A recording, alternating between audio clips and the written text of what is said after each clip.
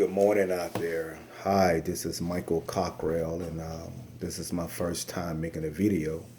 I'm not doing this video for a lot of lights. I'm making this video because it's very something dear that has really been on my heart.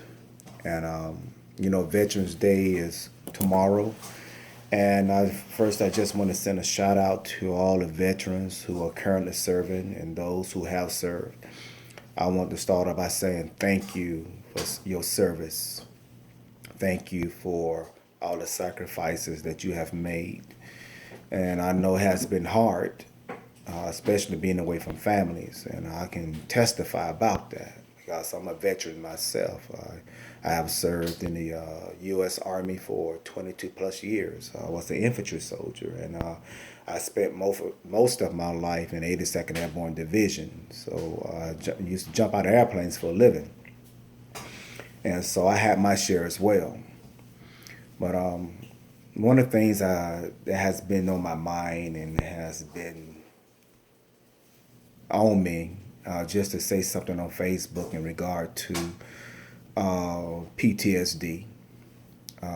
PTSD is post-traumatic stress syndrome. That quite a few veterans are suffering from it. It's a disorder. Quite a few people don't understand what PTSD is. Let me start off by saying it's a psychological response to the experience of intense traumatic events, particularly those that threaten life. For military personnel, the trauma may relate to direct combat duties, being in a dangerous war zone, or taking part in a peacekeeping missions under very difficult and stressful conditions. Just recently, about 3 days ago, I was watching the news and there was an incident that took place in the state of California. I believe it was on campus, I believe, either off campus. I don't know which one it was, but anyway, it was some college students inside the building. And this gunman, who happened to be a veteran, used to be in the Marines, he killed at least 13 people, to include a deputy officer who came in, and he died trying to help people. When I saw that, I began to think about the other veterans, other incidents that had taken place, and continue to take place, because these are individuals who dealing with a very serious disorder. And it's very serious. I know about it because I dealt with PTSD, and I'm still dealing with it. It took me some time to really confess that I was dealing with it. I went for years denying that I didn't have it. It's just like an alcoholic has an alcoholic problem and won't even admit that they have a problem, so therefore they can't get help. So I went years, especially after I got out the military, which I came out in 2011, and here we are in 2018, and I just started seeking help about 3 years ago. I spent time in Iraq. I did 2 tours in Iraq. I seen some things that had taken place in my life. But I just want to say to fellow veterans, male and female, I want to say to you, I feel you. I've been there, and I want to say, please get some help for those who are dealing with PTSD. Don't keep going through life without getting help. It took me some time. My spiritual leaders advised me to get some help because I really needed some help. Because I was still dealing with some stuff. I was dealing with some issues, man. But I'm getting help now. It took me some long time, and it took courage just to share a part of my life with you here on Facebook. Because I tell you, when I came home from Iraq the first time, the things that we were doing, veterans, those in the military, the things we were doing, we thought it was normal what we were doing. But to those that's outside the four walls, those that's not in the military would think it's abnormal based on how we act and how we carried ourselves. But to us, it was normal. But anyway, when I got out the military, I remember my first job, and I got fired off my first job. I thought the people who I was working with had the issue, but I realized later down the road it was me who was having the issues. Okay, because I'm thinking they don't know what they're talking about, and so just to make a long story short, I got fired off my first job after having that job for just a few months. Okay. And other things I was doing, I recall, I'm just sharing just a little bit. I recall I received a notice in the mail about my phone. And the carrier wanted to charge me so much money and for something that I didn't do. So my wife went with me to the carrier. I won't tell you who it was. I went to the phone place, to the company, and I began to tell them in a violent way, with anger, and I didn't realize I was doing it. And I said, "These are not my charges." And how I said it and the way I did it, the person on the other end didn't know how to handle me.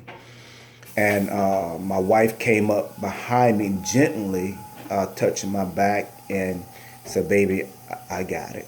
I got it." She had to pull me away so I can calm down. Okay, this is a serious thing. This is a serious disorder. So I just want to reach out to my fellow veterans that are out there who still don't even realize that you're dealing with PTSD. I just did some, went on the internet, looked at some things, I already explained about the PTSD, what it is. It's intrusive. When I say intrusive, memories, images, smells, sounds, feelings of the traumatic event can intrude into the lives of the individual. Symptoms, the stress of memories or images of the incident, nightmares of the incident, of the event, flashbacks, becoming upset, reminding of the incident. Physical symptoms such as sweating, increased heart rate, muscle tension when reminded about the event. Avoidance, memories that reminds of the traumatic events that are very unpleasant and usually led to considerable distress. Therefore, people with PTSD often avoid situations, people, or events that may remind them of the trauma. And many times when they pull away, people don't understand why they're pulling away because of some things that trigger them of the events or something that took place in a combat situation. We lose interest in activities, feeling cut off or detached from loved ones, and difficult imagining the future. All right, just some things that I'm just calling off right here. Arousal, that's just one of the other characteristics of the problems. Trying to avoid or remember the trauma, such as thoughts, feelings, conversations, activity, places, and people. And also gaps in memories. I can say that what it is, forgetting parts of the experience. Just a week ago, I was talking with one of the guys who I served with in 82nd Airborne Division.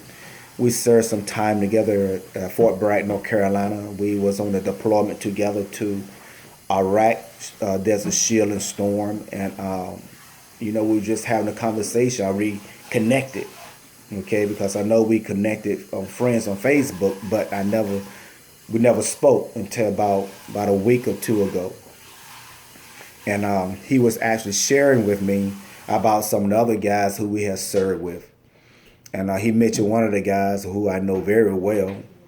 And he was telling me that this individual, who I won't mention here on Facebook for privacy reasons, he told me this individual who was actually married and had children took his own life. He hung himself. He told me he spoke with this individual 24 hours prior before he took his own life. And it was a shock to me because I knew this individual. But anyway, as we began to talk, he began to remind me of some things that took place over in Iraq. He mentioned one of the things to me, and I said, man, I don't remember that. He said, Cockrell, man, you remember we was on our way to one of the airfields over there in Iraq, and we took fire, and one of the guys took out his rocket launcher and fired at the position and took the guy out. I said, man, I don't even remember that. I really don't. I remember going to the city, but I don't remember going there. And so when I say gaps in memory, there's some gaps in my memory, some things that I don't even recall that took place. I remember some things, but some things I don't remember. And I have been working on my memory. I really have. So it's a thing for me. Okay, so I'm still experiencing some things that took place in Iraq myself, and it really took some boldness just to come on Facebook and just to share a little bit about myself. And I'm doing that so I can let my fellow veterans, male and female, to let you know this is a serious matter, and I want you please to get help, because if you don't, it can affect your family, it can affect your marriage, it can affect the people that are around you. It can affect your performance on the job wherever you go. As I mentioned earlier, I lost my first job because, to be honest with you, I didn't even know that I was dealing with PTSD until I really began. Somebody, like I said, my spiritual leaders, they told me to look into it about getting some help. And that's the reason why I started about 3 years ago. But I just want to reach out to you because we don't want to see any more incidents with our fellow veterans, incidents where they're taking lives and, killings and these things that are taking place. Sometimes some don't want to seek help because they will feel that people don't understand them. I had that, trust me, I felt that way too for a long time. Nobody just understands what you're going through. Nobody ever walked in your shoes before, so how could they understand these type of things? I feel you on that. But regardless, but you must seek help. And let me share something with you. I pulled up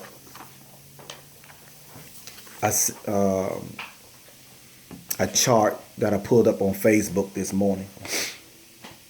It says that exposure to trauma among veterans from Iraq and Afghanistan. Listen to this. It's an 88.5% of the veterans witnessed dead bodies and human remains. 83.8% witnessed death, injury of U.S. soldiers. And 40.2% were injured, wounded in combat. Some came back with missing body parts. But fortunate for me, thank God that I came back with all my body parts.